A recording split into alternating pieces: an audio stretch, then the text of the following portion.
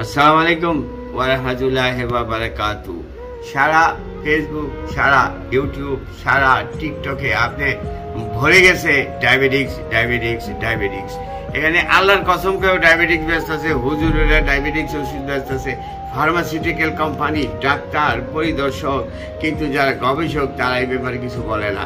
কিন্তু আমার কথা হলো, এই পৃথিবীতে যারা পাহাড়ে বসবাস করে তারা তাদের ডায়াবেটিক্স হয় না, তাদের হৃদরোগ হয় না, তাদের অসুখ হয় না। কেন? তারা অনেক পরিশ্রম করে। পাকিস্তান আমলে যেমন আমরা অনেক পরিশ্রম করতাম, আমার বাপ দাদার অনেক পরিশ্রম করতো, ঘাম জড়াইতো। এখন আমরা আমাদের নাতি পুতি পোলাপাইন আন্ডা বাচ্চারা সব মোবাইলে আমাদেরকে ব্রেন নষ্ট করে ফেলেছে, চোখ নষ্ট করে ফেলেছে, আমাদের চোখের ক্ষমতা, ব্রেনের ক্ষমতা নষ্ট করে ফেলেছে। আমাদের পেটের ভিতরে 6টা অর্গান আছে, অর্গানগুলো অচল হয়ে থাকে, তারা কাজ করতে পারে না। অতএব ডায়াবেটিক্সের জন্য আপনারা দৌড়াইবেন, ঘাম জড়াবেন, হাঁটবেন, চিনি খাবেন না। থ্যাংক ইউ, ধন্যবাদ।